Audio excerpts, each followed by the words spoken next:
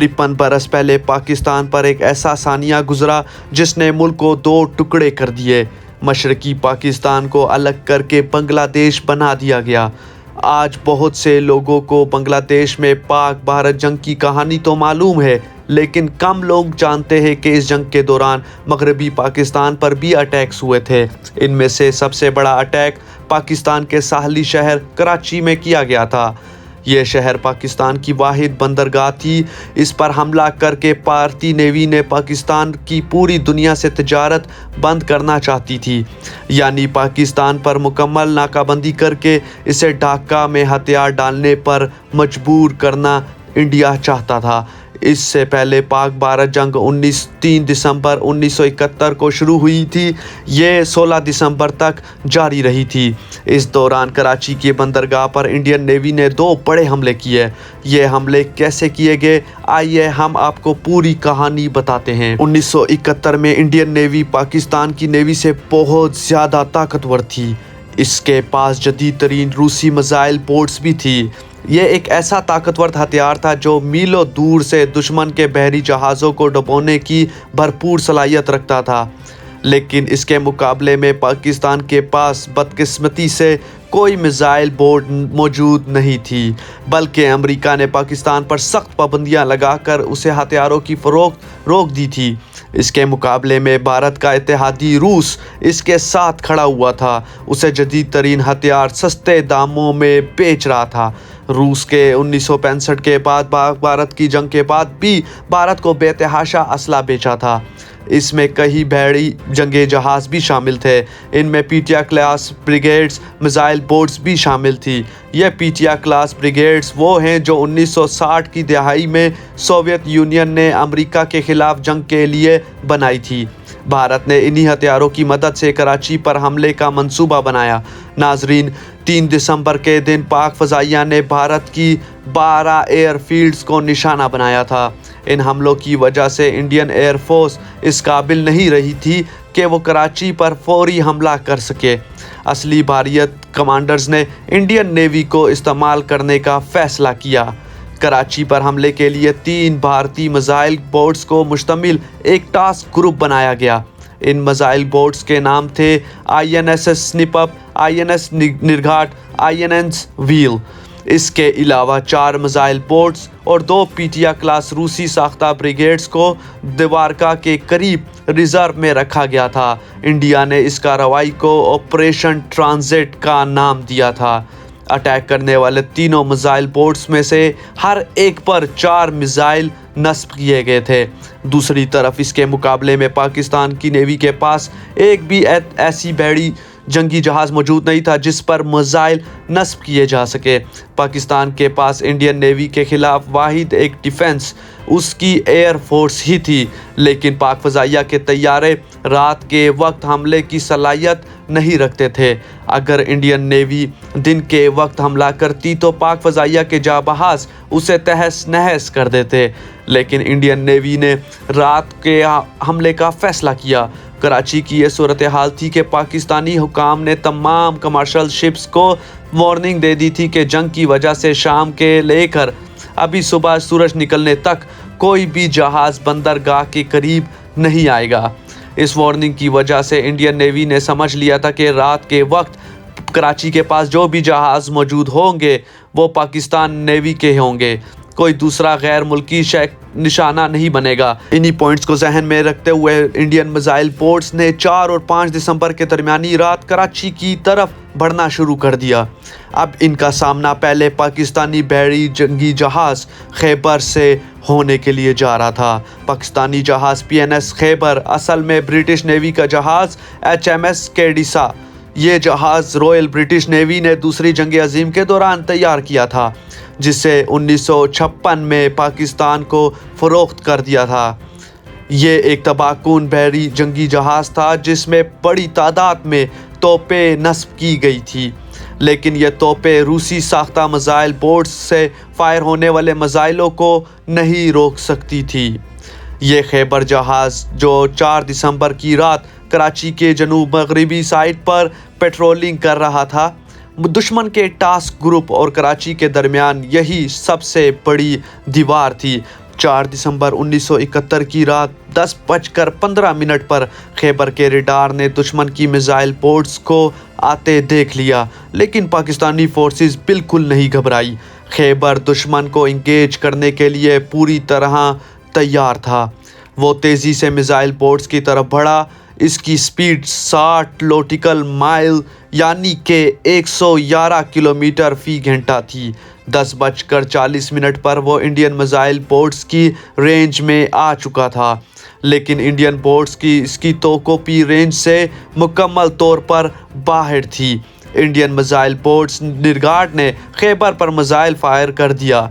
खैबर ने अपने रडार पर मिसाइल को आते हुए देखा और अपनी क्लोज रेंज वाली एंटी एयरक्राफ्ट गन से एस पर फायरिंग शुरू कर दी, लेकिन वो इस मिसाइल को नहीं रोक सका।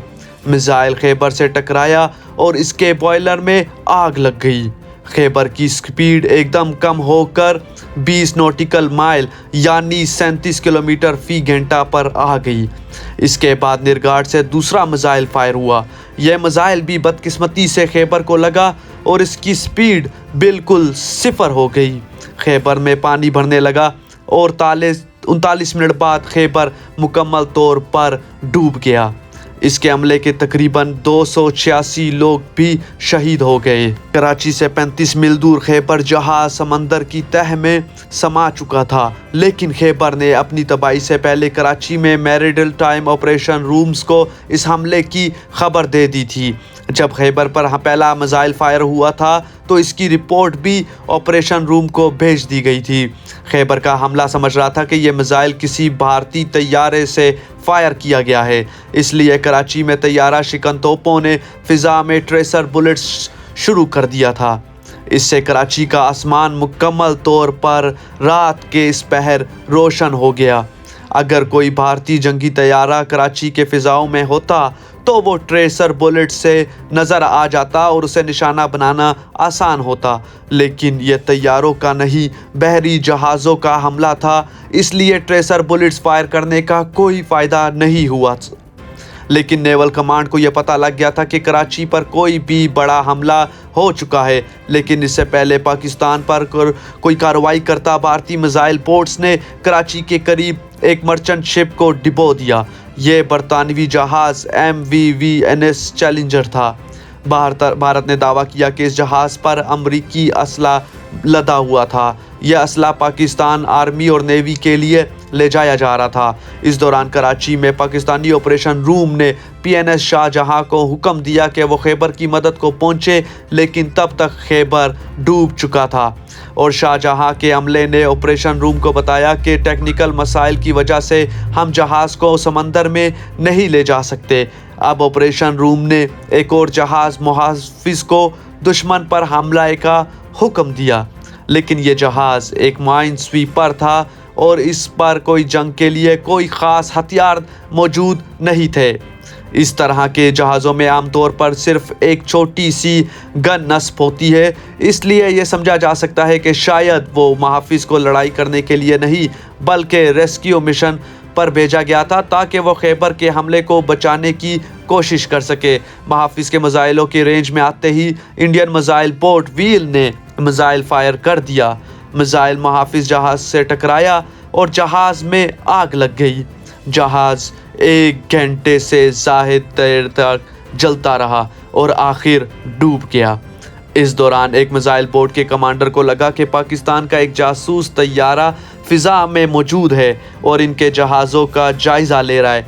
इस ख्याल से कमांडर के छक्के छूट गए। उसने भारतीय मिसाइल पोर्ट्स को भी अलर्ट कर दिया। इन सब पोर्ट्स ने अपनी एंटी एयरक्राफ्ट गन्स को फायर करने के लिए तैयार कर लिया।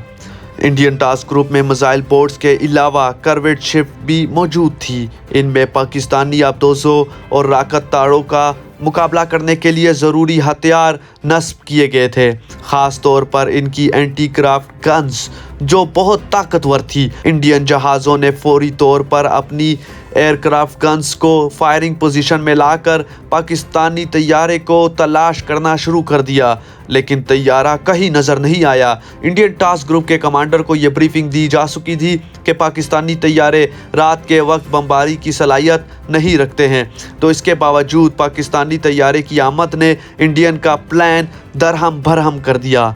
प्लान ये था कि टास्क ग्रुप कराची के करीब जाकर साहिल पर मौजूद पाकिस्तानी तंजीबात पर फायर करेगा, लेकिन तैयारे की आमद से घबराकर इंडियन टास्क फोर्स ने कुछ गलतियां कर दी। उन्होंने अपने कुछ मिसाइल जल्दबाजी में फायर कर दिए। इनमें से एक मिसाइल समंदर में जाकर और दूसरे भी अपने टारगेट्स तक नहीं पहुंच सके थे। इस दौरान अचानक इंडियन मिसाइल बोट्स का आपस में राब्ता मुनक़ता हो गया। मिसाइल बोट्स ने कमांडर्स के हुक्म के बगैर ही वापस लौटना शुरू कर दिया। यूं पाकिस्तान के 2 जहाज़ों को डुबोने के बाद भी यह मिशन अपने असल मकासद पूरे नहीं कर सका, यानी कराची पर खुलकर बमबारी नहीं कर सका। बाद में इंडियंस को यह पता चला कि पाकिस्तान के जासूस तैयारे के बारे में उन्हें गलत फहमी हुई थी। इस वक्त कोई जासूस तैयारा दुश्मन फोर्स का जायज़ा लेने के लिए नहीं आया था। बहरहाल इंडियन बोट्स कराची के करीब ऑपरेशन के पर अपनी समंदरी हदूद में वापस चली गई, लेकिन चूंकि कराची के साहिल पर मौजूद आयरलुपूज इस हमले में तबाह नहीं हो सके थे, इसलिए इंडियन नेवी ने दूसरे हमले का मंसूबा बनाया। इस हमले में 2 भारतीय ब्रिगेड्स INS तलवार और INS शकोल को एक मिसाइल बोर्ड और एक INS पर हमले का कराची पर हमले का एक टास्क दिया। हमले के लिए 7 और 8 दिसंबर की रात को चुना गया, लेकिन ख़राब मौसम की वजह से यह हमला एक दिन के लिए मुलतवी करना पड़ा। 8 और 9 दिसंबर के दरमियानी रात को इंडियन नेवी ने कराची पर दूसरी बार हमला किया, लेकिन इस बार पाकिस्तानी फोर्सेस को इनकी आमद का पहले से ही इल्म हो चुका था। पाकिस्तान की एक पेट्रोल बोट ने इन्हें डिटेक्ट करके कराची में अपनी फोर्सेस को वार्निंग भेज दी थी। ताहम INS तलवार ने इस पेट्रोल बोट को डुबो दिया। जबकि इंडियन नेवी कराची के करीब पहुंची तो कराची में नस्ब रडार ने घूमना बंद कर दिया। अब वो पूरी तरह इंडियन नेवी पर फोकस था, यानी इंडियन नेवी के तमाम जहाज़ डिटेक्ट किए जा चुके थे, लेकिन मसला ये था कि पाकिस्तान के पास इन जहाज़ों को डुबोने के लिए मिसाइल नहीं थे। पाक फ़ज़ाइया भी हमला नहीं कर सकती थी। दूसरी तरफ भारतीय जहाज़ों को यह एडवांटेज हासिल था कि वो साहिल पर पाकिस्तानी तोपों की रेंज से बाहर रहकर बाआसानी हमला कर सकते थे।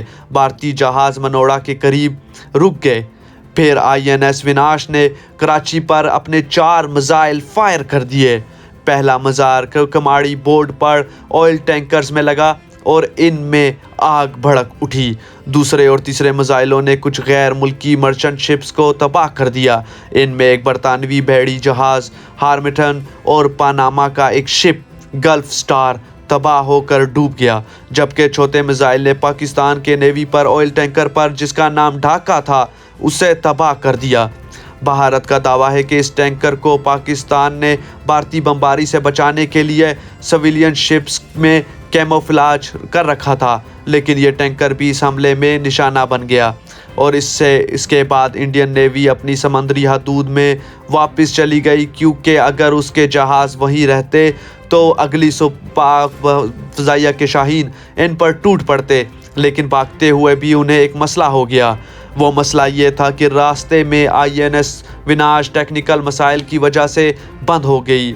ये ख़तरा पैदा हो गया कि अगर ये मिसाइल बोट ठीक ना हुई तो इससे बीच समंदर में छोड़ना पड़ेगा और ये पाकिस्तान के कब्ज़े में चली जाएगी। ताहम कुछ देर बाद अमले ने टेक्निकल ख़राबी दूर कर दी और INS विनाश को पाकिस्तानी हदूद से वापस भारतीय समंदरी हदूद में चली गई। इस तरह कराची पर भारतीय हमला ख़त्म हो गया। कराची पर तो इंडियन नेवी का हमला कामयाब रहा, लेकिन पाकिस्तान ने इस हमले का बदला भी लिया। ये बदला कैसे लिया? अगर आप ये जानना चाहते हैं तो कमेंट्स में हमें ज़रूर बताइएगा। हम अगली वीडियो इससे मुतल्लिक बनाएंगे। और अगर आपको हमारी वीडियो अच्छी लगी हो, वीडियो को लाइक करें, शेयर करें और कमेंट सेक्शन में अपनी राय का इज़हार ज़रूर करें।